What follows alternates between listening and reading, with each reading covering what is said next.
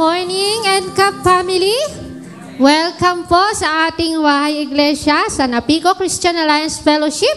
Handa na po ba tayo magpuri sa ating Panginoon? Mahina Handa na po ba tayo magpuri sa Panginoon? Amen. Ayan. So, bago po tayo magpuri, inaanyayahan ko po ang lahat na tumayo. Idulog po muna natin sa ating Panginoon ang ating pananambahan sa araw na to.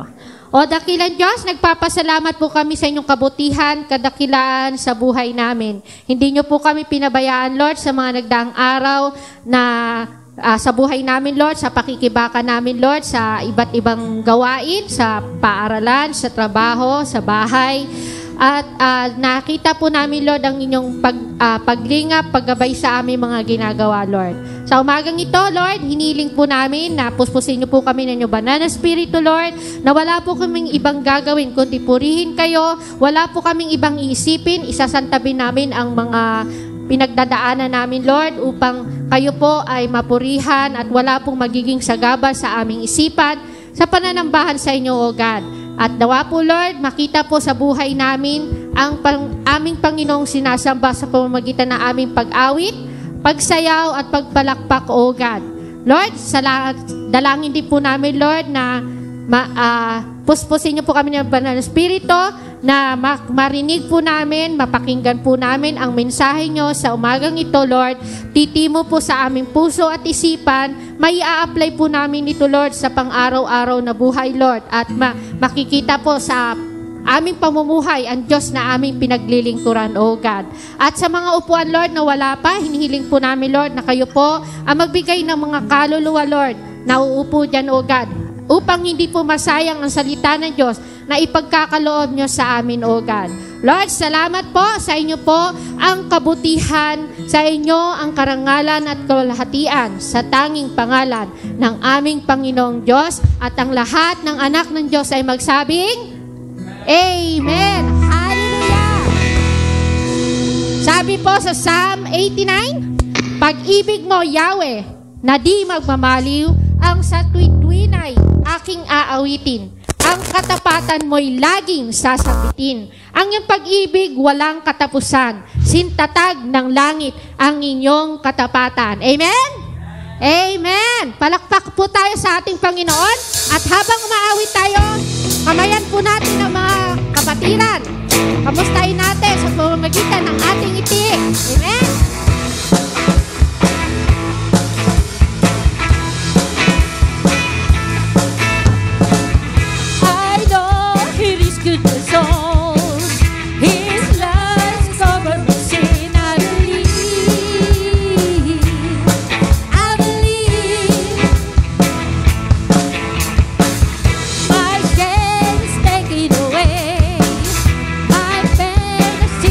Stay, I believe.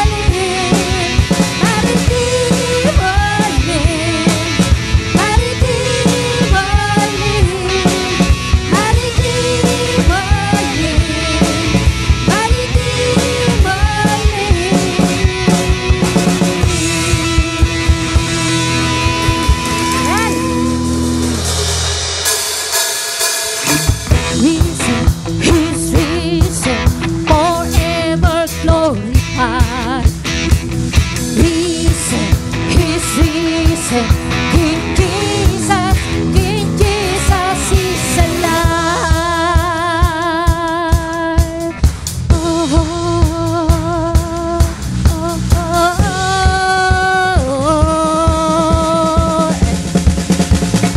Everybody jump it now. Oh, oh, hallelujah. Oh, oh, hallelujah. Oh, oh, hallelujah. Oh, oh, hallelujah. Great were you now. You've been overpowered. That war is your sin, conquered by the King. Resurrected one, shining like the sun, breaking through the fear. Victory is in us. Oh, hallelujah. Oh, hallelujah. Jesus still lifted higher. He's a risen Savior. Risen, He's risen, forever glorified. Risen, He's risen, King Jesus is alive. Hallelujah, hallelujah.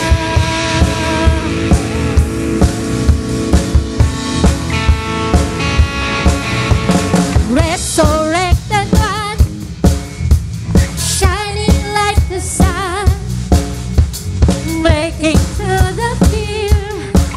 Victory is here now. Oh, oh, hallelujah. Oh, oh, hallelujah. Jesus, Son, is risen, He is risen, forever glorified. Risen, He's risen, King Jesus is risen, He's risen, forever glorified. Risen, He's risen, King Jesus is alive.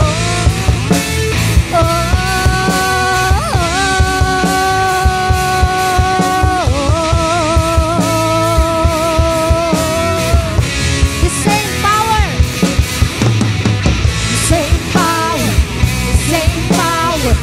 just like the enemy. Same power, listen there. The same power, just like the enemy.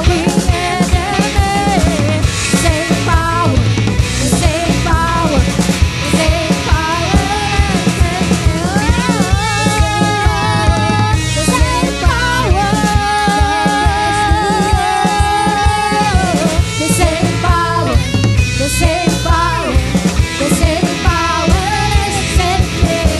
Risen, He's risen, forever glorified.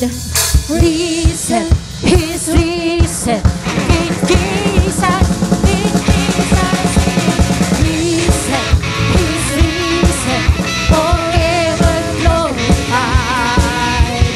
Risen, He's risen, King Jesus is alive. Hallelujah. Oh, oh, hallelujah. Oh, oh, hallelujah. Jesus, King Jesus is alive. Ang ating pong Diyos ay laging buhay. Amen? Amen. Purihin natin uli ang ating Panginoon. Amen. Hallelujah.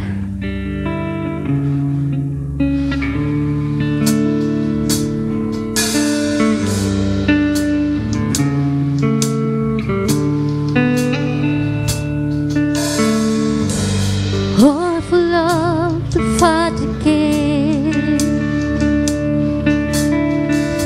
for only love can make a way.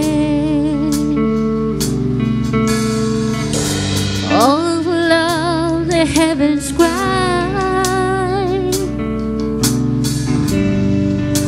when love was crucified.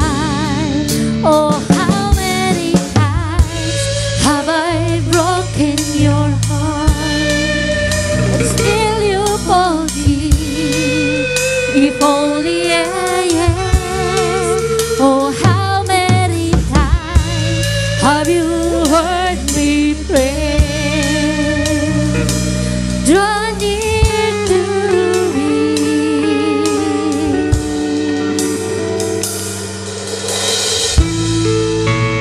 Everything I need is you, my beginning, my forever. Everything I need is you, it's you. Everything, all for love. I will join the angels' song. Ever holy is the Lord, King of glory, King of all. Oh, how many times have I broken your heart, but still you forgive, if only I had. Oh, how many times have you heard me pray? Draw near to me.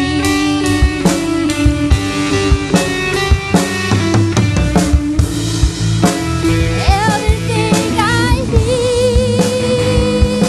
is you, my beginning, my forever. Everything I need is you, it's you. Everything I need is you, my beginning, my forever. Everything I need is you, it's you.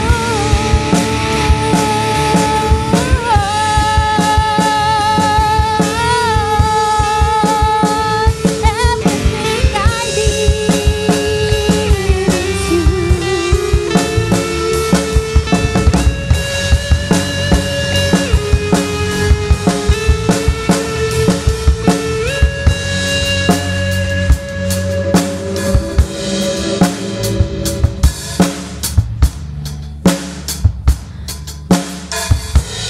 all for love, a sacred. Our Father, have your way. And though they don't know what they do, let the cross draw man to you, to you, to you, to you. Everything I need is you, my beginning, my forever. Everything I need is you.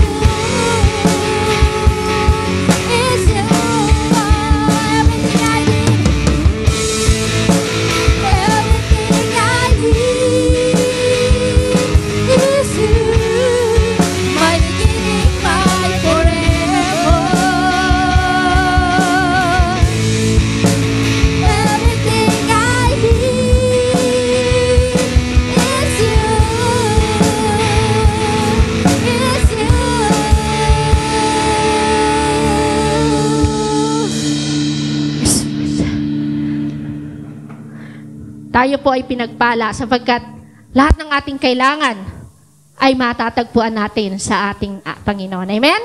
Kung mayroon tayong sakit, siya po ay magpapagaling sa atin. Kung tayo po ay kapos, si Lord ang magpo-provide sa atin.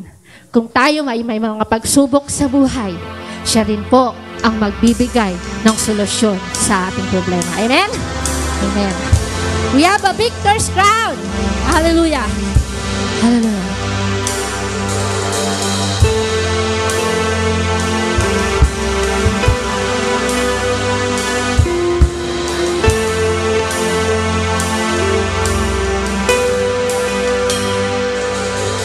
You are always fighting for us.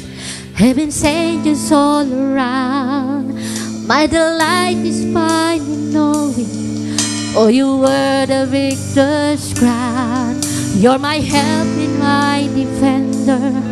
You're my savior and my friend.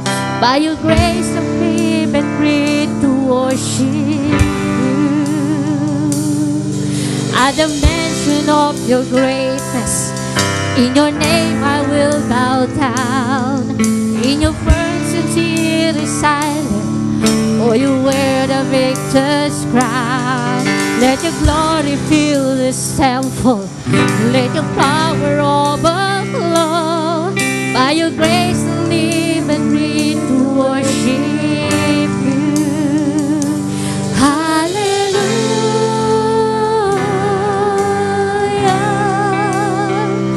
You have overcome. You have overcome.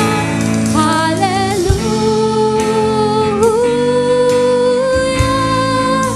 Jesus, you have overcome.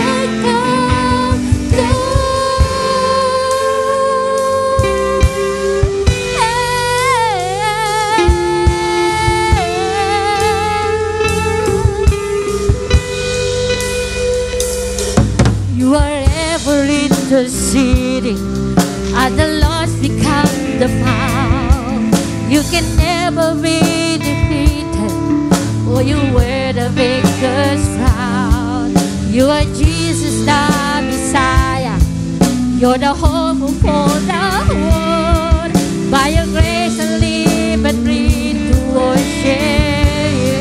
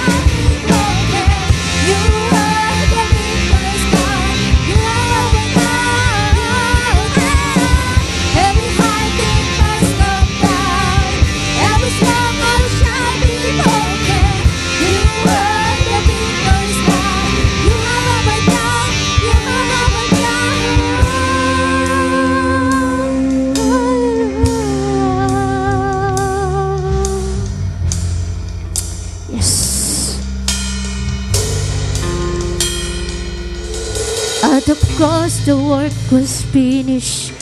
You were buried on the ground, but the grave could not contain you, for you were the victor's crown. Hallelujah.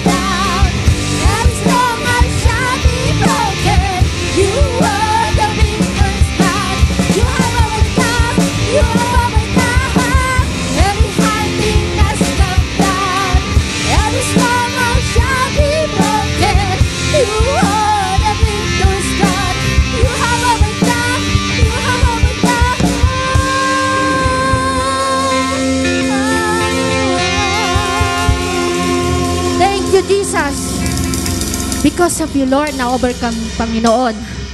Ang aming mga kasalanan ay sinagip niyo, Panginoon. You redeem us from our sin, O God. Thank you for your love, O God. In Jesus' name we pray. At ang lahat ng Kristiyano ay masabing, Amen! Hallelujah! Hallelujah! Amen! Palakpakan po natin ang ating Panginoon Diyos. Tayo po ay makakaupo na.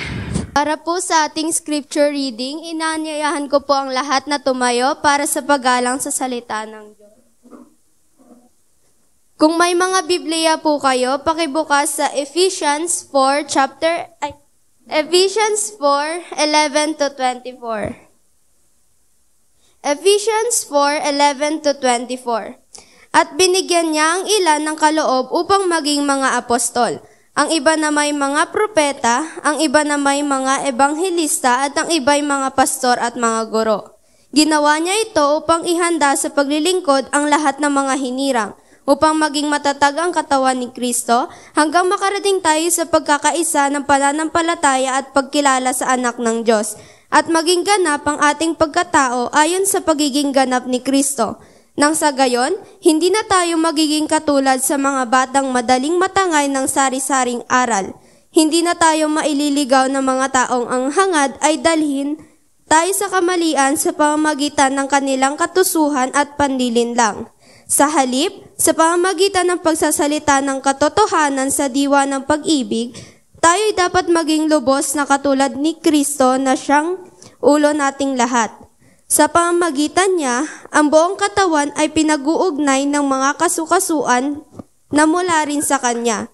At kung maayos na gumaganap ng tungkulin ang bawat bahagi, lumalaki ang katawan at pinatatatag nito ang sarili sa pamamagitan ng pag-ibig. 17. Sa pangalan ng Panginoon, binabalaan ko kayo. Huwag na kayong mamuhay tulad ng mga hindi sumasampalataya. Walang kabuluhan ang kanilang iniisip at wala silang pag-unawa. Dahil sa kanilang kamangmangan at katigasan ng ulo, wala silang bahagi sa buhay na kaloob ng Diyos. Sila ay naging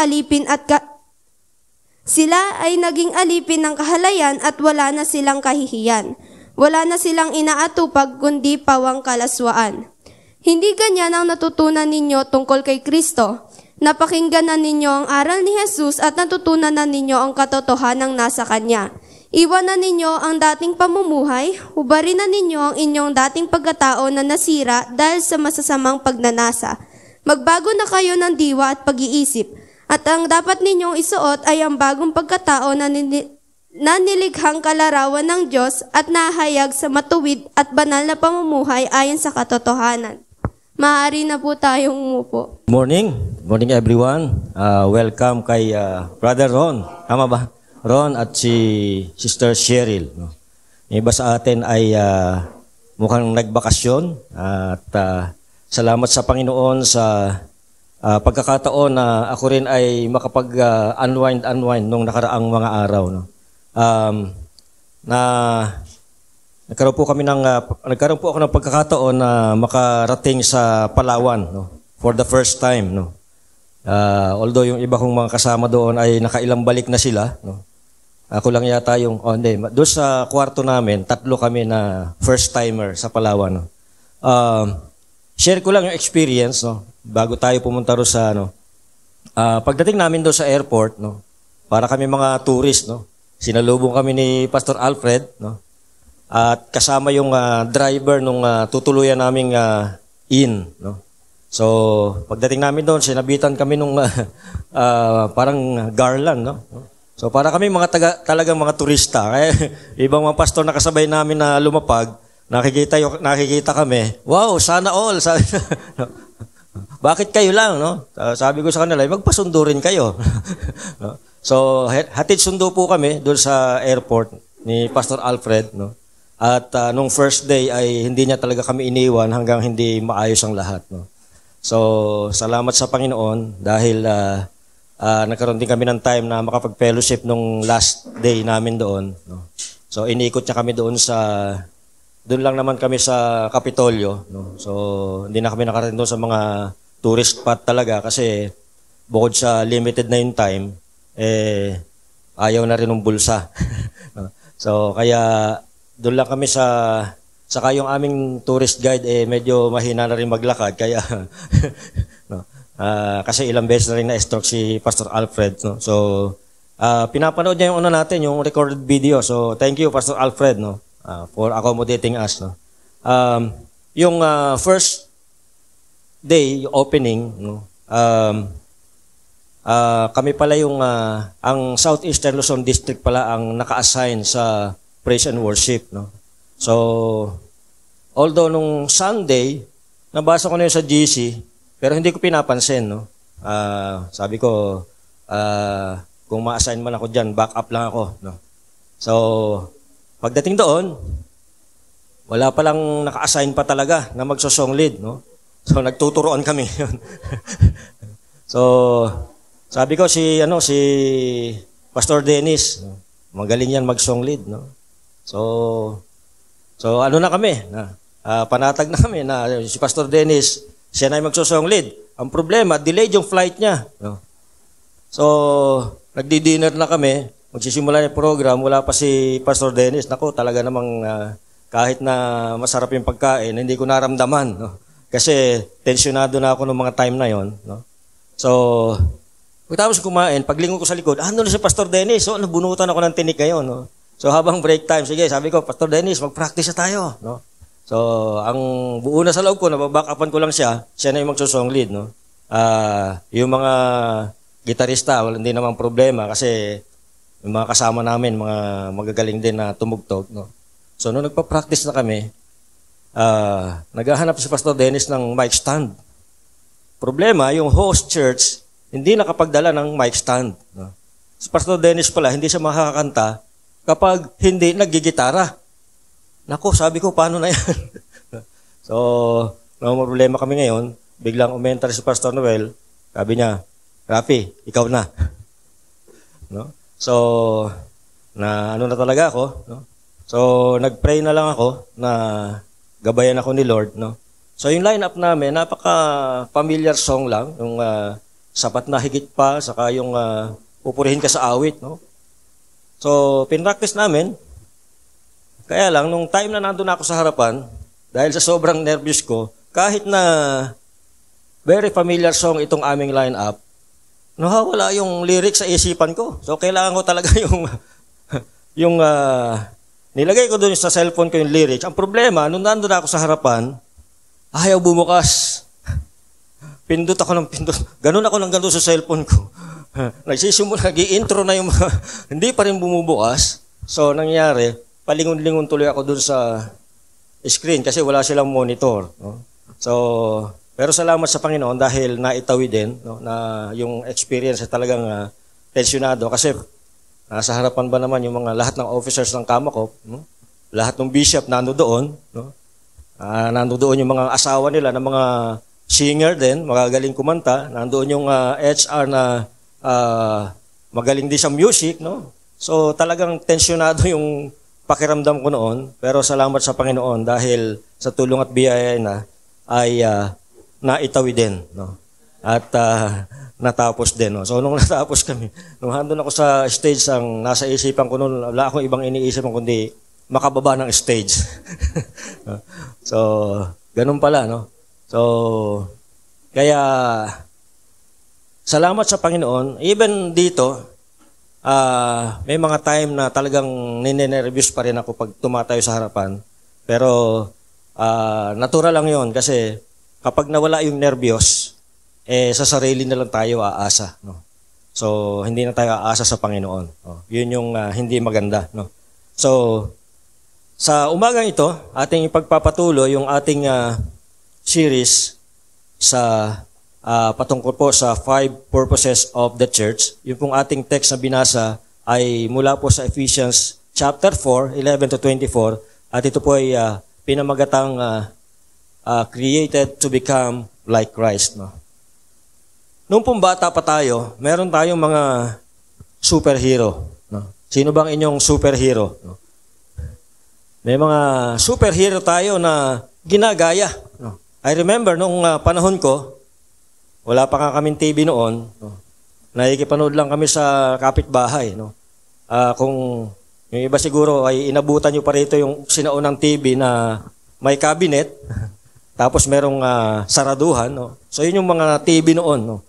Black and white pa, nakikipanood lang kami yung pag ililipat mo yung rotary. No? Iikot yung paglipat ng channel. Hindi kagaya naman na remote, pindot ka lang ng pindot. Noon, iniikot talaga. No? Tapos hanggang channel 13 lang. No? So nakikipanood lang kami noon sa kapitbahay. Nakasungaw lang kami doon sa bintana. Minsan pinapapasok kami doon sa loob. No? Pero madalas, doon lang kami sa bintana. No? So nakikipanood lang kami. Ang lagi naming sinusundan noon, ang sinusubaybayan namin noon, yung palabas na $6 Million Man. No? Inabutan niyo pa ba yun? Di makarelate yung mga kabataan natin doon. No?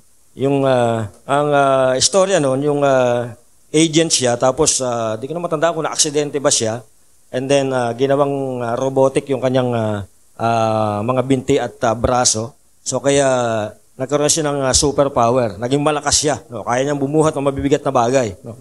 So ginawang bionic o robot yung kanyang braso at mga binti. Kaya nagkaroon siya ng superpower. So kapag nakikipaglaban na siya, ginagamit niya yung kanyang superpower. So naka-slow mo yan, slow motion, tapos merong sound effect na tutututututut. Si Bob, nakaka-relate. So, yun yung aming sinusubaybay noon. Yun yung aming superhero. No? So, kapag naglalaro kami, puro kami $6 Million Man. No? So, kaya lang, ang problema, dahil nakikipanood lang kami, minsan kapag may ingay, yung mga kasama ko, ang gulo kasi kapag commercial, nag-uunahan, hinuhulaan yung commercial. Kung ano yung brand na ikino-commercial, hulaan yan. So, unahang makahula. So, ang gulo. No? Kaya minsan, pinapauwi tuloy kami nung may-ari ng bahay. No? Ay, ingay nyo, magsiuwi na kayo. No? So, napuputol-tuloy. Hindi natatapos yung aming panonood. So, paglabas, umaatikabong sisihan yan. No? Ikaw kasi. No? So, I'm sure lahat po tayo ay merong kinikilalang superhero. No? Bakit nandun siya? So, lahat po tayo ay merong sinusubaybayan na superhero na nais nating maging tayo. Diba? Ginagaya nga natin, natural lang naman ito, na mag-aspire tayo. No? Kaya nga ngayon, nauuso yung mga cosplay. No? Dahil meron silang mga ginagaya. No? So natural lang naman mag-aspire tayo to be someone else. Whether it is a positive or negative role model, it seems to depend on whether you are a parent or a child. Ang tanong, meron na bang nag-encourage sa'yo na maging katulad ni Kristo? Kung papaano tayo nag-a-aspire na maging katulad ng ating paboritong superhero, sana meron tayong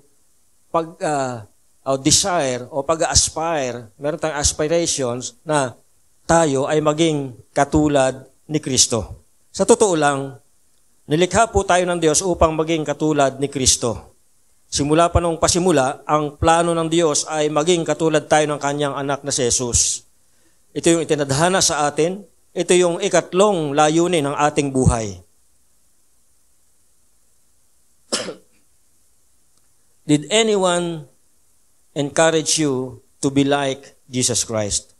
The amazing truth is that we were created for nothing less than His Son, Jesus Christ, to become like Jesus Christ. So, sa lahat po ng creation, sabi po doon sa Genesis chapter 1 verse 26, then God said, let us make human beings in our image, in our likeness. Sa lahat po ng nilikha ng Diyos, sa lahat po ng creation, tanging ang tao lang ang nilikha niya na ayon sa kanyang wangis. Ito ay isang napakalaking pribilehyo at ito po ay nagbibigay sa atin ng dignity.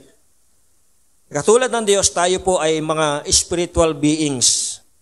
And this spiritual being was created to last forever. This spiritual being that was created by God will live forever in eternity. Kaya nga, we are immortals. And our spirit will outlast our earthly body. Hindi lang yan, we are also intellectual May kakayahan po tayong mag-isip, mga tuwiran at lumutas ng mga problema. Katulad ng Diyos, we are also relational. We can give and receive real love. At meron din tayong moral consciousness dahil alam natin ang tama at mali. At dahil dito, tayo po ay nagiging accountable sa Diyos. Bagamat hindi po tayo kailanman magiging Diyos, tayo ay nilikha upang maging katulad niya. So sa umagang ito, ay titingnan po natin paano ba tayo magiging katulad ng Panginoon. Sabi po sa Ephesians chapter 4 verse 24, put on the new self, created to be like God in true righteousness and holiness. So this morning we'll be talking about how we can become like God.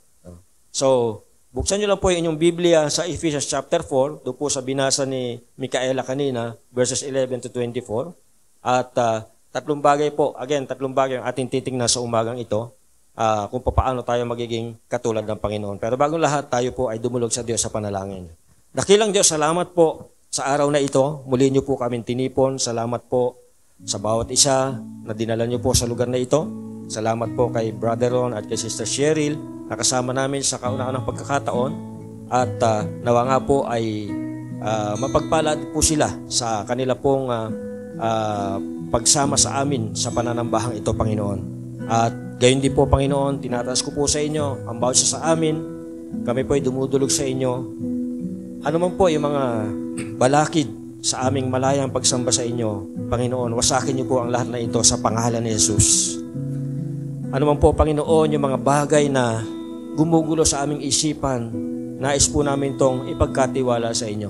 Ano man po yung mga bagay na nagpapabigat sa aming mga puso, Panginoon, nilalagak namin sa trono ng inyong biyaya. At hayaan niyo po na sa mga oras ito ay malaya kaming makapanambahan sa inyo. At hayaan niyo po ng aming focus ay sa inyo lamang po namin maitoon sa mga oras na ito. Nawa, Panginoon, ang aming espiritu ay manatili sa espiritu ng pananambahan, maging sa pagtatapos, maging sa huling bahagi ng programa ito. Pagpalain niyo po ang bawat isa. Ingatan niyo rin po yung mga kapatid namin na hindi namin kasama ngayon. Yung iba po ay nagbabakasyon, yung iba po ay may mga ginagawa. Tulungan niyo po sila at gabayan niyo po sila, samahan niyo po sila, ingatan niyo po sila at pagpalain, Panginoon. Salamat po, ito pong damdalangin sa pangalan ni Jesus. Amen. Tatlong bagay po yung ating titingnan on how we can become like God. No? Una, unawain natin ang ating hinaharap, our future. Makita po natin sa verses 12 to 16. No? Pangalawa, talikuran natin yung ating dating pagkatao, our past, verses 17 to 19. And then, pangatlo, isipin natin kung ano na tayo ngayon, our present, no? Verses 20 to 24. So, isa-isahin po natin. Una po, unawain natin ang ating hinaharap. No? Sabi po sa verses 11 to 16, balikan ko lang po, no? Samahan niyo po ako sa inyong mga Biblia. Sabi doon, mula po sa verse 11,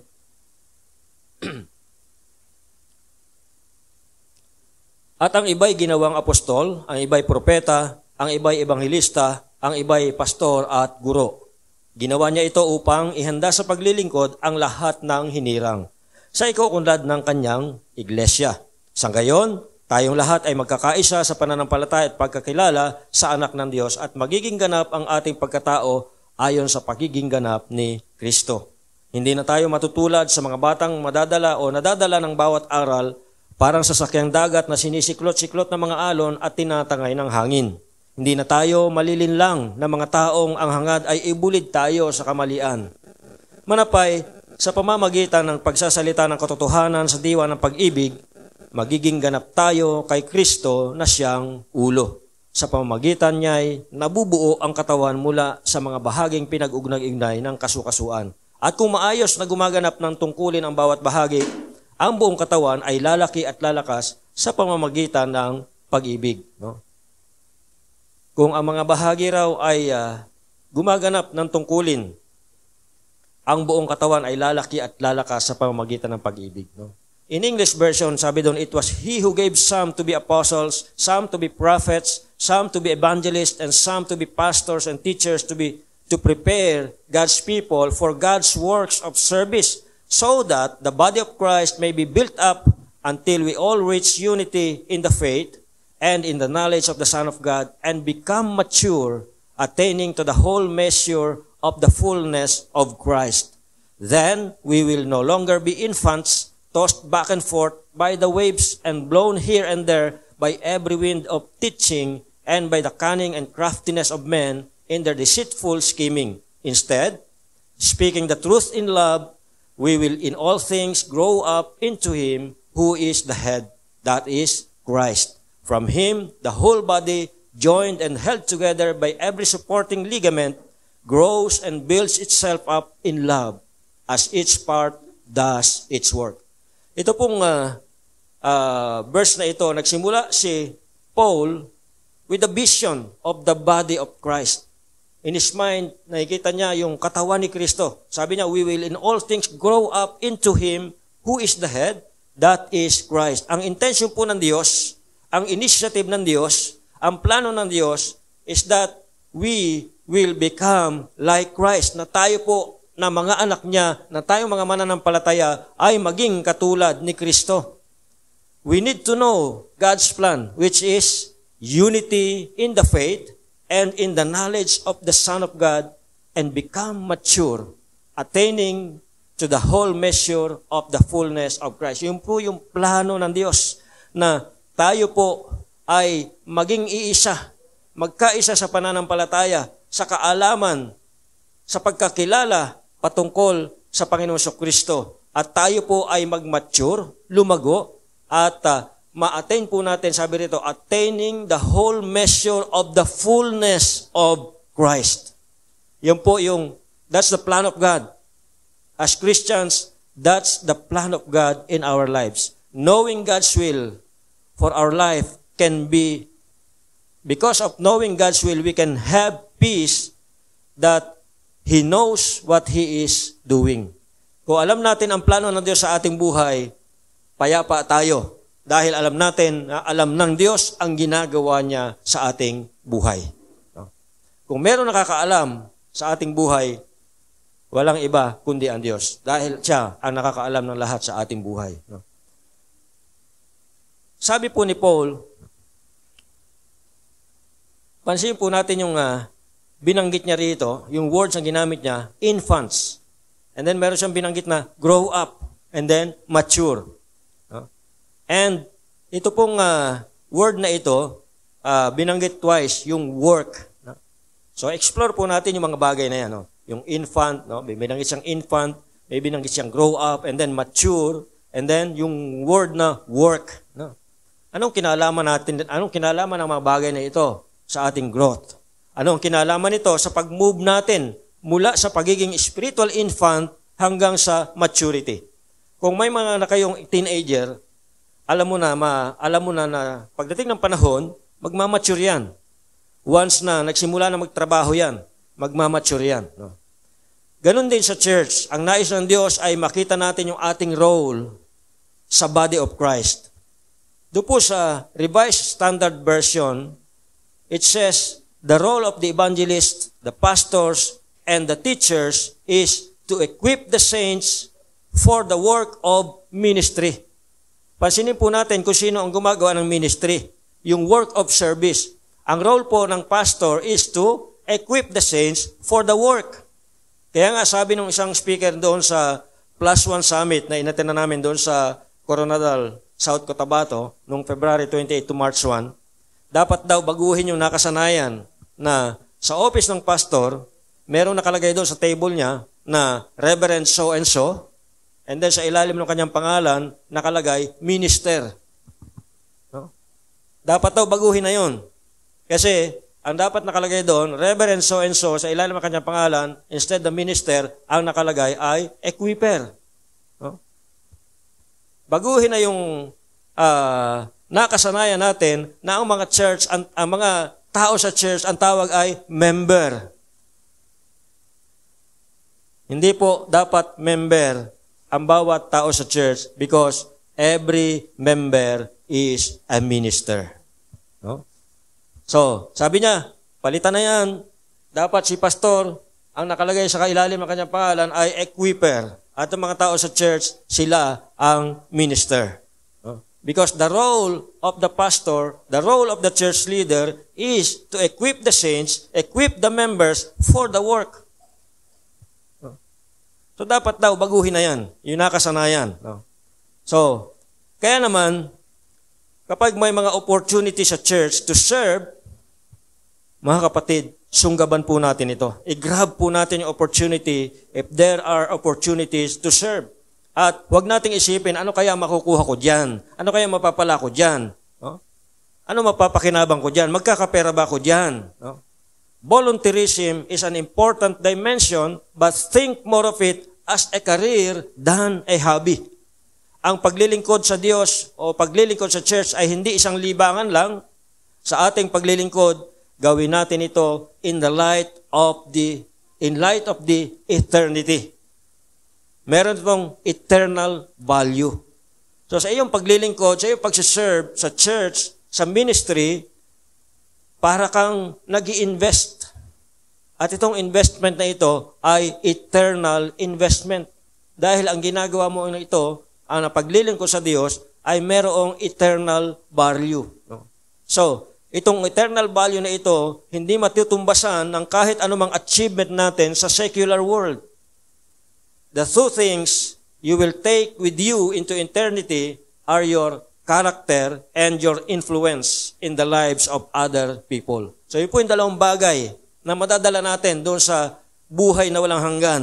Yung pong character and then yung influence natin sa ibang tao. Your character to know Jesus and your ministry to make Jesus known. From the perspective of eternity, everything else will be evaluated on the basis of these two criteria. Ang tanong, did they help or hinder you? Nakakatulong ba o nakakapigil ito sa iyo paglago na mas makilala mo ang Panginoon Kristo? At ito ba'y nakakatulong sa iba na sila rin ay lumago at mas maging katulad sila ng Panginoon Kristo? Kaya naman yung vision ni Paul o yung vision ng ating leadership sa Kamakop, yung vision +1, ay napaka-importante po nito. Napakahalaga po nito. In the next 3 to 5 years, we need to plant a church and we can start it here inside. Right now, nag-start na po akong mag-one-on-one.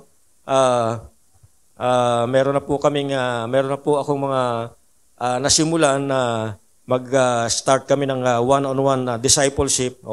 Hindi na one-on-one kasi may kasama na siya. No? So, 1x2 na. So, pag-pray po natin na this year, bawat isa po sa atin, meron talagang, bukod sa ating small group, meron talaga tayong tututukan. No? So, Jesus, pumili po siya ng 12 disciples. But out of the 12, meron pa 72 na disciples. So, pero pumili siya ng 12 na kung saan he will spend his time in the ministry habang siya nandito sa lupa. And out of the 12, meron pa siyang 3 na piling mga disciples. Ang tawag namin doon ay inner circles. Meron siyang inner circle. So itong 3 ito yung talagang naging close niya. At bagamat yung 12 ay close din niya, pero dito siya nag-spend ng more time sa 3, yung kanyang inner circle. No? So, pag-pray po natin, tingnan po natin, sino ba yung ating pwedeng gawing pagbubuhusan natin ng ating time upang tulungan na siya ay lumago at magiging katulad ng Panginoon Kristo. In the same way, kung hindi nyo po ito alam, kung hindi nyo pa po alam, pwede ko po kayong tulungan. Magtulungan po tayo. So, paano ba tayo magiging katulad ni Kristo? Unawain natin ang ating hinaharap. Yung ating future. No? Our future. No? Pangalawa, talikuran natin ang dating pagkatao. Verses 17 to 19. Sabi ni Paul, so I tell you this and insist on it in the Lord, that you must no longer live as the Gentiles do. In the futility of their thinking, they are darkened in their understanding and separated from the life of God because of the ignorance that is in them due to the hardening of their hearts. Having lost all sensitivity, they have given themselves over to sensuality so as to indulge in every kind of impurity with a continual lust for more. Naalala niyo pa po ba kung ano ang buhay niyo bago nakakilala sa Panginoon? Tingnan po natin kung ano sinasabi ni Paul tungkol sa kung ano ang ating kalagayan nung tayo ay wala pa sa Panginoon. Sabi niya, walang kabuluhan ang iniisip. Ito raw po yung ating pag-iisip noon, nung tayo wala pa sa Panginoon. Yung ating mga iniisip, walang kabuluhan. Walang pangunawa sa mga espiritual na bagay. Dahil sa kanilang kamangmangan at katigasan ng ulo, wala silang bahagi sa buhay na kaloob ng Diyos. Alipin ng kahalayan at walang kahihiyan. Wala silang inaatupag kundi pawang kahalayan. Ito po ang buhay ng isang taong walang Kristo sa kanyang buhay. Ito po ang buhay natin noon bago tayo nagkaroon ng Kristo sa ating buhay. Ito yung ating dating buhay. No? At ito yung buhay na dapat nating talikuran. Yung ating old sinful nature. Kaya naman sa mga nasa Panginoon, ito ang kanyang sinasabi. Iwan na ninyo ang dating pamumuhay. Hubarin na ninyo ang dating pagkatao na nasisira dahil sa masamang pagnanasa. Magbago na kayo ng diwa at pag-iisip. Ito po yung hamon ni Paul sa mga taong na kay Kristo. Sa mga mananampalataya. To those who are already Christian, ang sabi po ni Paul ay iwan na daw natin yung ating bagong pamumuhay. Hubarin na natin yung ating dating pagkatao.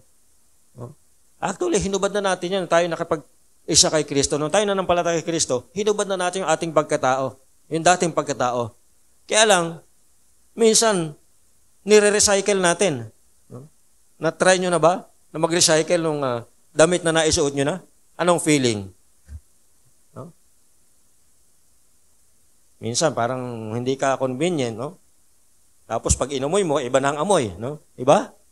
No? Ang biruan nga namin kapag ka nasa ibang lugar, no? At kulang yung underwear, pastor, side B mo na lang. Alam niyo ba, side A, side B? Pag kinulang yung dalang underwear, no, ang biruan sige, side B na lang natin.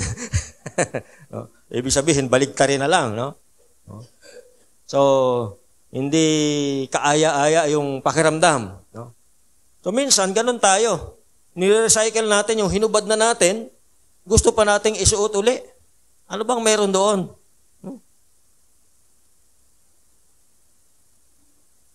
May mga piling may mga piling damit ako na paborito ko. No? Minsan, nire-recycle ko talaga. No? Kapag gusto ko pa siyang isuot, kahit na isuot ko na, isinusuot ko pa rin. No? Naliligo na lang ako ng pabango para hindi mangamoy. No? So, sabi ni Paul, yung ating dating pagkatao ay dapat na nating hubarin. Dahil hindi na ito nababagay sa atin. No? At sabi niya, dahil itong dating pagkatao na ito ay nasisira dahil sa masasamang pagnanasa. Kaya sabi niya, magbago na kayo ng diwa at pag-iisip. Di ba may kasabihan? It's all in the mind. Kaya dapat dito tayo unang magbago. Yung pag-iisip ang dapat ma-revolutionize. Ang dapat mabago. Ito po yung warning ng Biblia. Sabi doon, don't become so well-adjusted to your culture that you fit into it without even thinking. Instead, fix your attention on God. You will be changed from the inside out. Unlike the culture around you, always dragging you down to its level of immaturity, God brings the best out of you, develops well-formed maturity in you. Romans chapter 12, verse 2, the Message Bible. So, we must make a counterculture decision to focus on becoming more like Jesus. Otherwise, other forces, kagaya ng mga barkada, no? Co-workers, and other cultures will try to mold you into their image. Sadly, a quick review of many popular Christian books reveals that many believers have abandoned living for God's great purposes and settled for personal fulfillment and emotional stability. And that is not discipleship. If you want to become like God, unawain natin ang ating hinaharap, what we will be. Pangalawa, talikuran ang dating pagkatao, where we have come from. Pangatlo, if you want to become like God, isipin natin kung ano tayo ngayon, our present. Sabi doon sa verses 20 to 21, basahin ko po sa Tagalog, hindi ganyan ang natutunan ninyo kay Kristo.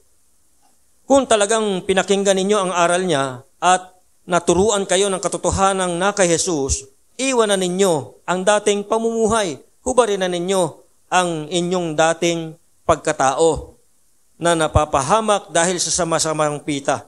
Magbago na kayo ng diwa at pag-iisip at ang dapat makita sa inyo ay ang bagong pagkatao na nilikhang kalarawan ng Diyos, kalarawan ng kanyang katuwiran at kabanalan. Ito daw po yung dapat nang makita sa ating buhay. Pansinin po natin kung itong verse na ito, paano siya nag-shift from where we are. Binamit po ni Paul sa English version yung phrase na were taught, sa verse 21 at sa verse 22, were taught. The church is literally a school. Which is why getting involved in one of our ministries in the church ay napaka-importante po. Kagaya po ng ating mga small groups, essential po yan. If we want to grow, to become like Christ, mag-involve po tayo. Sumama po tayo sa mga small groups at mag-involve po tayo sa mga gawain ng simbahan. Like yung prayer, yung this year, sisimulan po natin yung ating discipleship program in preparation to +1. Isimula po natin yung implementation ng wider. Ito po yung framework na magre-result dun sa +1. At kung ito po ay consciously and religiously na may implement natin at masusundan itong wider framework na ito po ay hindi natin mapipigilan na mag-result sa +1. So, ang ibig po sabihin ng wider ay win, integrate, disciple, engage, and rejoice in service. So, kapag nakumpleto po natin yung cycle ng wider, hindi natin mapipigilan yan, automatic yan magre-resulta sa +1. Within the next 3 to 5 years, ang ating prayer, ang ating desire, ang ating goal ay kahit na ganito lang tayo, makapag-plant tayo ng isa pang church. At ang bawat isa sa atin ay magkaroon din ng +1. No? So, sabihin na nating 40 tayo ngayon, in the next 3 to 5 years, magiging 80. No? And again, kung magtutuloy-tuloy na sa cycle, in the next 3 to 5 years again, yung 80 magiging 160. No? So, inaasahan po ng buong leadership ng Kamakop, ngayon po ay meron tayong 3,551 churches nationwide. And within the next 3 to 5 years, ang prayer at expectation, magiging 7,000 plus churches tayo within the next 3 to 5 years. No? So, yan po yung vision +1. No? So, the church is literally a school. No? At kung tayo po ay mag-i-involve sa mga gawain sa church, ito po yung mga katulong sa atin na tayo ay mag-mature at maging katulad ng ating Panginoon Kristo. If the focus in these verses is on the school, then ano po yung ating curriculum? Sino yung ating teacher?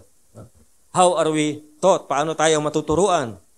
The answer to all these 3 questions is Jesus.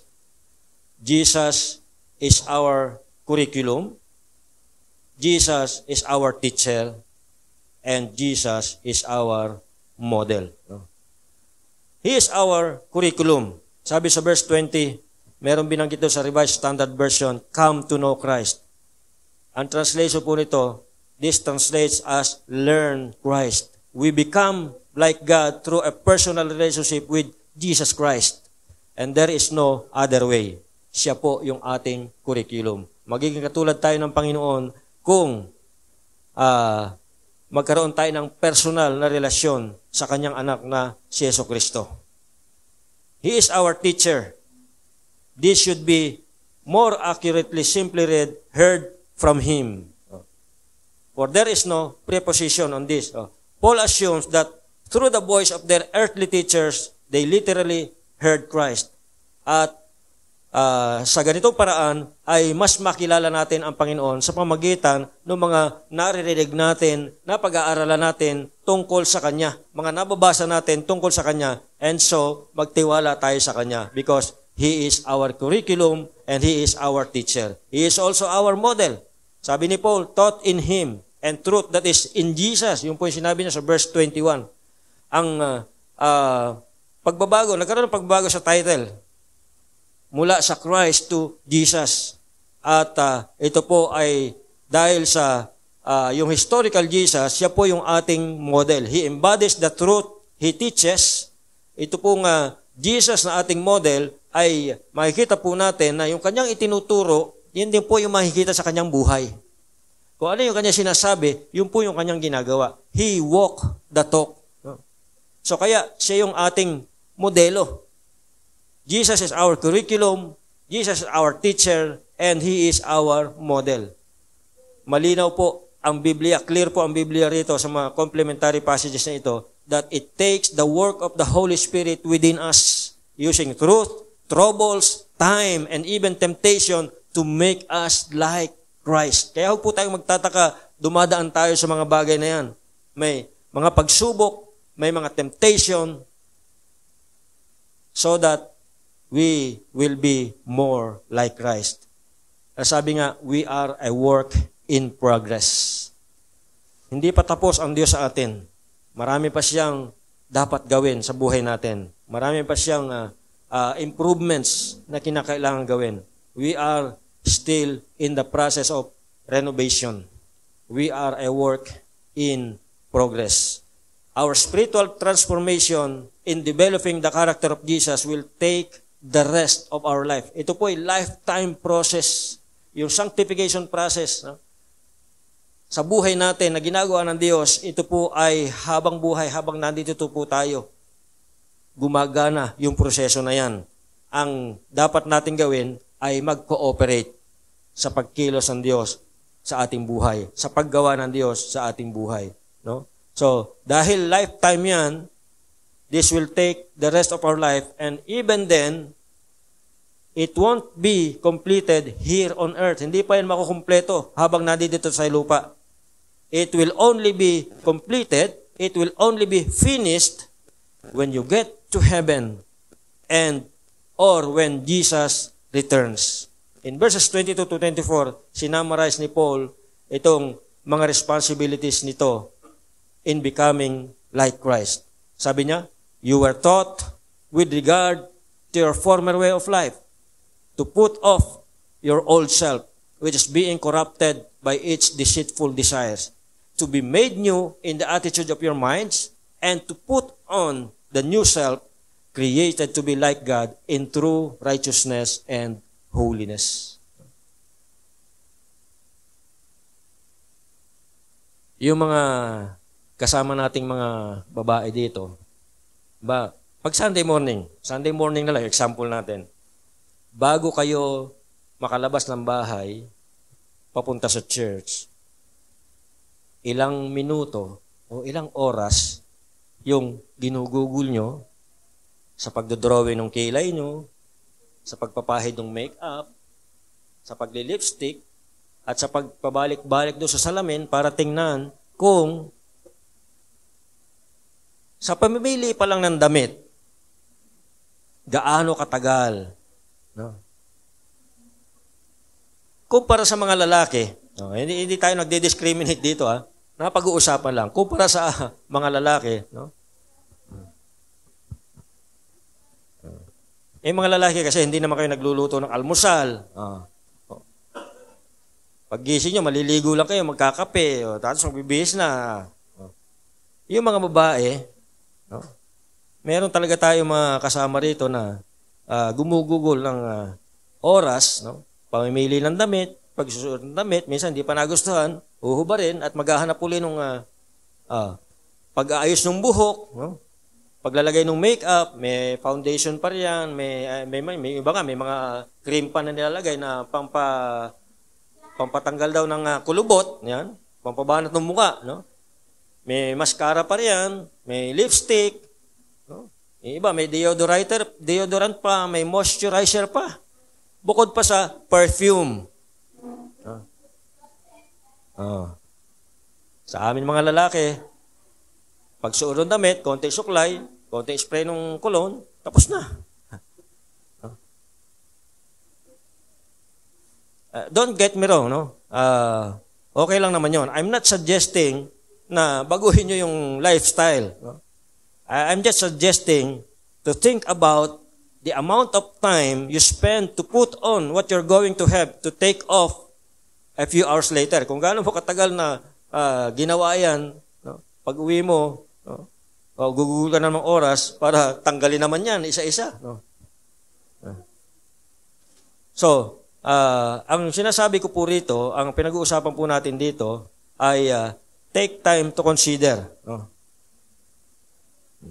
Gaano ba kahaba yung ginugugol mong oras dyan? No? Compare to the amount of time you give to put on what will last for eternity. The character of Christ. Kumpara sa binuubos nating oras sa pagpe-prepare, gaano ba kahaba yung oras na ibinubuhos natin para ma-develop yung ating character na tayo po ay maging katulad ni Kristo. As we close, let me ask you a question. What are you committed to?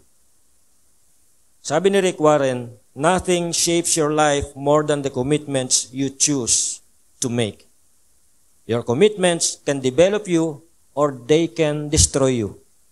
But either way, they will define you. Tell me what you are committed to and I'll tell you what you'll be in 20 years. Yun po yung kanyang sinabi. We become whatever we are committed to. It is at this point of commitment that most people miss God's purpose for their lives. Yung iba ay natatakot mag-commit sa anumang bagay. Sumusunod lang sila sa agos ng buhay. Yung iba naman, nagko-commit pero half-hearted commitment. Kaya nagiging resulta nito, frustration. Kung merong half-hearted, meron naman full commitment. Kaya lang, yung kanyang full commitment ay full commitment to worldly goals. Kagaya ng magpayaman, magpa-famous, kaya nagtatapos sila disappointed and bitter. Every choice na ginagawa natin, merong eternal consequences. So, we better choose wisely. Sabi sa 2 Peter chapter 3 verse 11, since everything around us is going to melt away, what holy, godly lives you should be living. Christ-likeness comes from making Christ-like commitments. Hindi tayo magiging katulad ni Kristo kung hindi tayo magiging committed na maging katulad ni Kristo. So you must commit to living the rest of your life for the 5 purposes God has made us.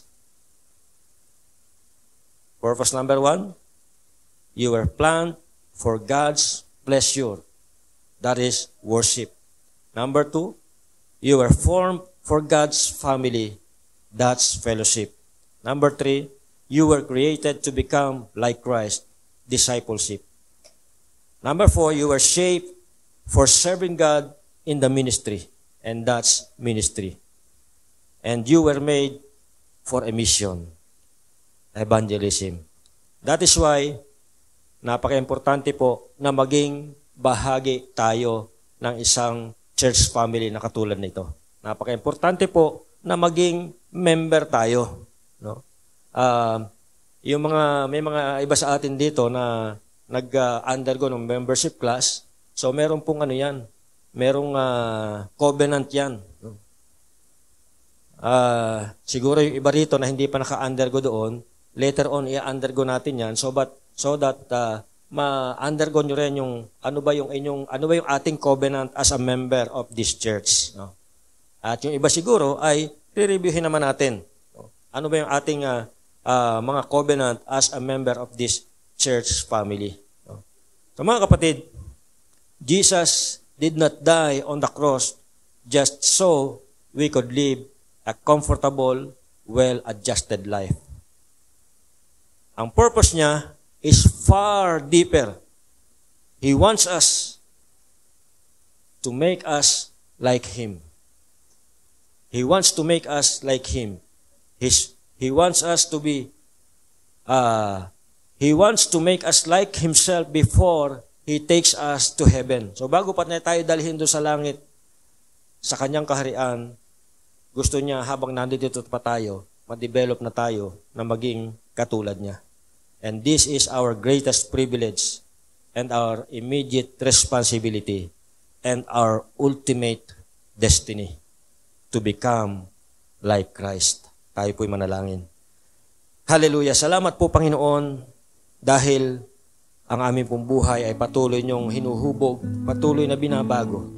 Nawa nga po, Panginoon, bilang mga anak po ninyo, bilang mga tagasunod po ninyo, kami po ay makipag-cooperate, makipagtulungan, makipag-isa sa inyong gawain sa aming buhay.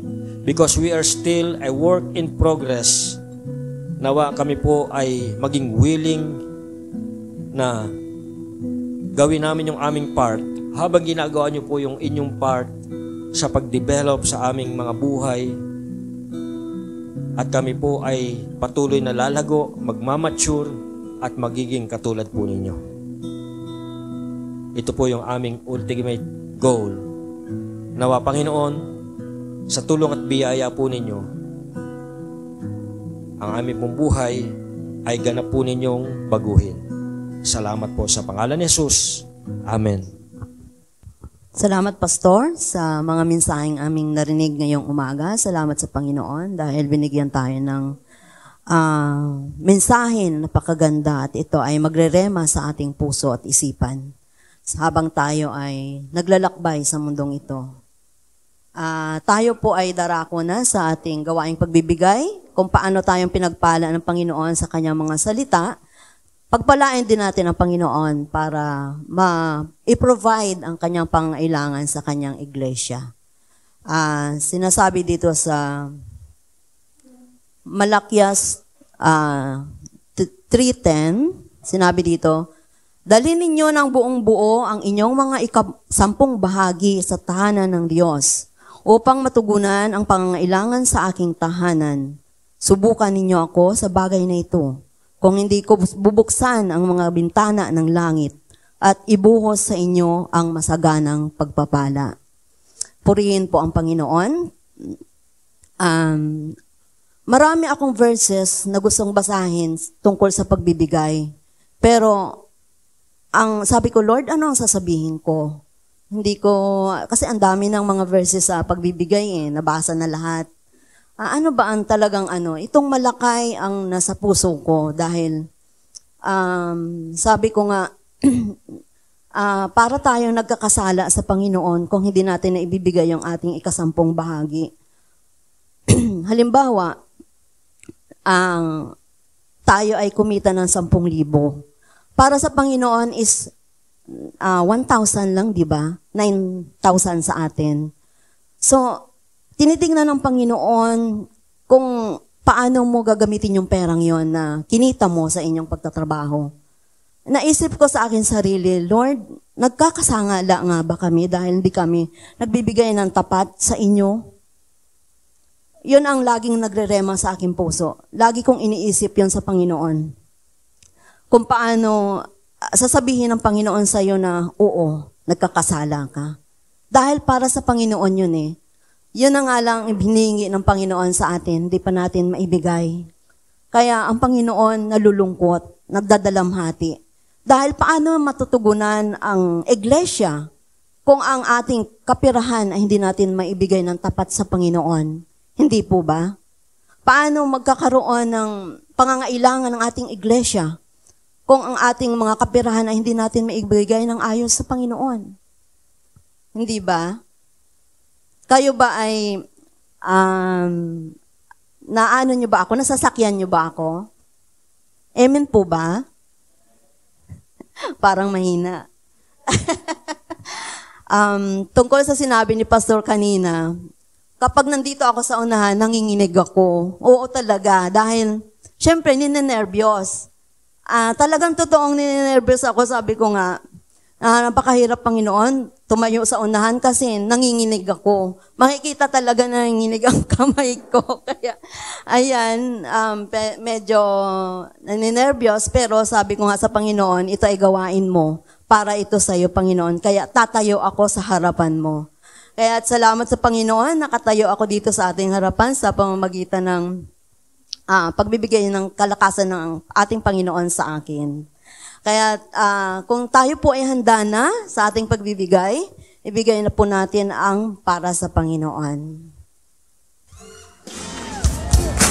One of the best ways that we can prove that we love the Lord is by giving. Amen. So we're going to sing a song about giving, and it's got some hand motions, and I want you to join with me, okay? Will you do that? Here we go. Watch me.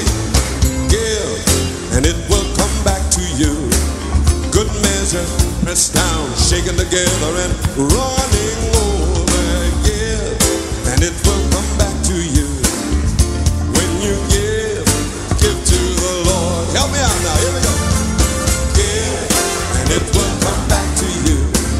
Good measure, pressed down, shaken together, and running over. Give, and it will come back to you. When you give to the Lord. Tayo po ay manalangin. Dakila naming Diyos, pinasalamatan ka namin at dinadakila sa mga oras na ito. Karapat-dapat ka naming pasalamatan at ibalik po, Panginoon, sa inyo ang mga ibinigay ninyo sa amin, Panginoon.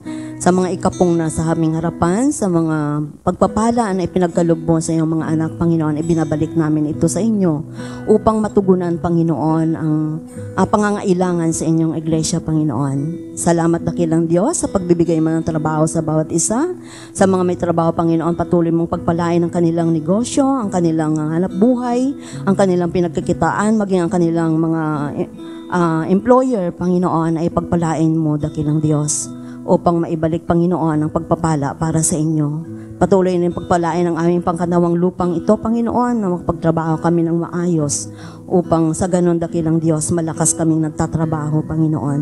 Salamat sa bawat isa na naririto, Panginoon. Pagpalain mo itong aming nasa harapan. Patuloy na bigyan pa ng pagpapalang bawat isa upang matugunan ang pangailangan sa inyong iglesia. Salamat, dakilang Diyos, sa lahat ng iyong ginawa sa aming buhay. Patuloy mo kaming samahan sa mundong ito. At sa inyo lamang lahat ng kapurihan at kapasalamatan sa pangalan ni Jesus. Amen. Good morning po sa lahat and welcome sa Napico Christian Alliance Fellowship, most especially ang ating mga first-timer. Yan.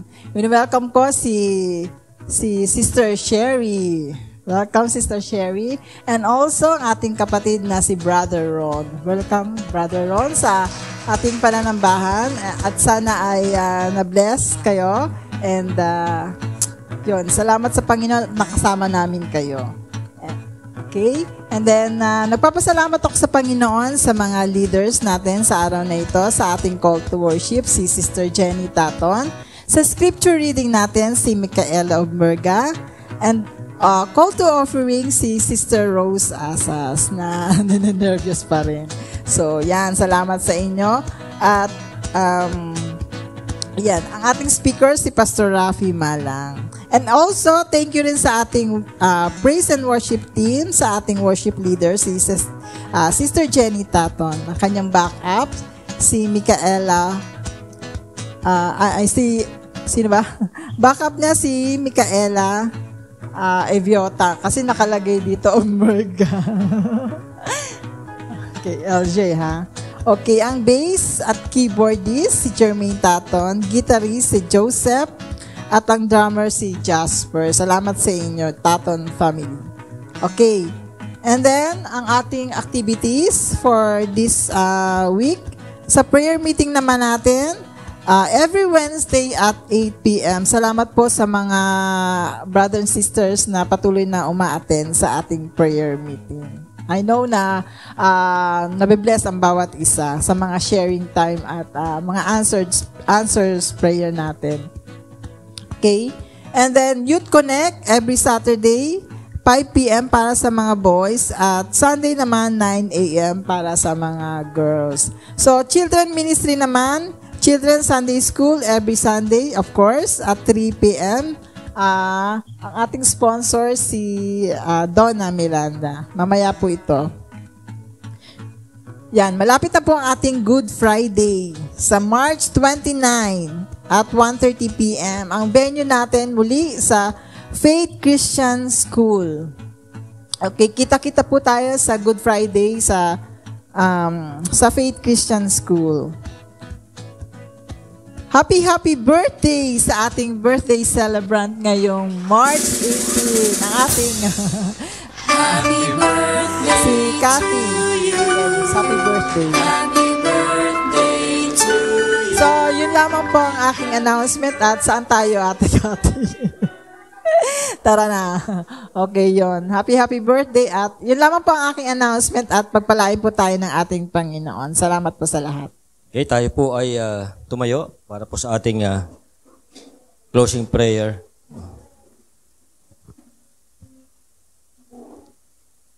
Hallelujah.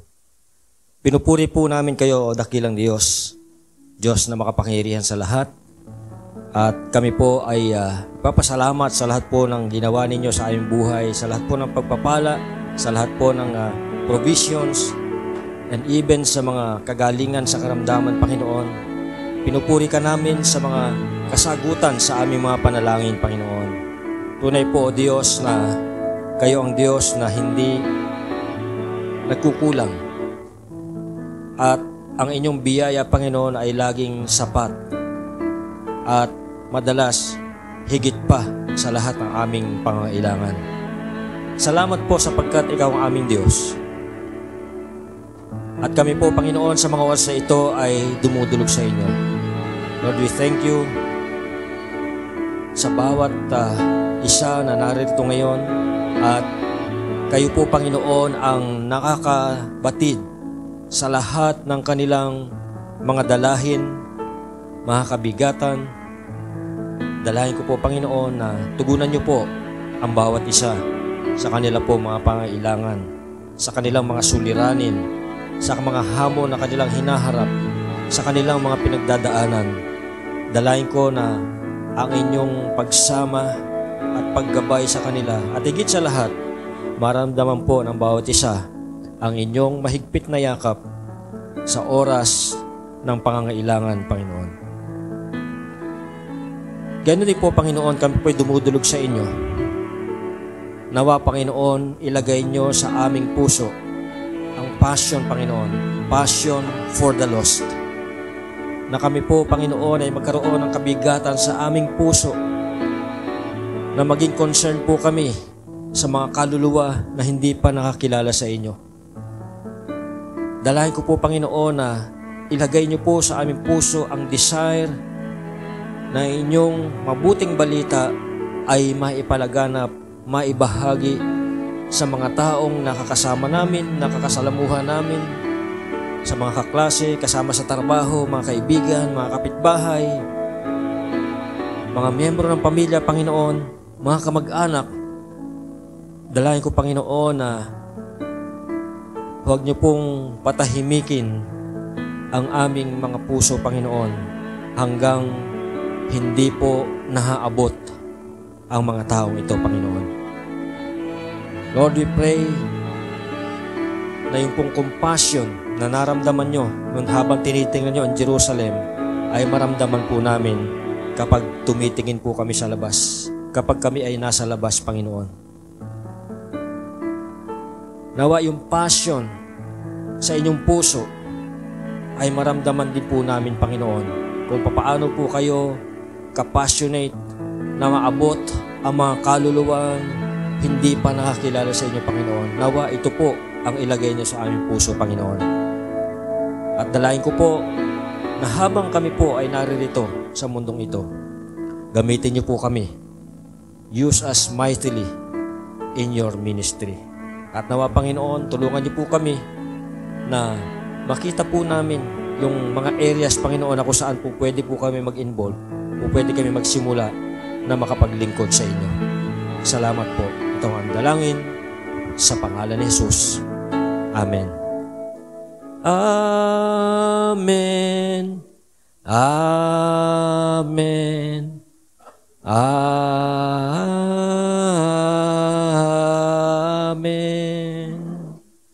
God bless you all. Good morning.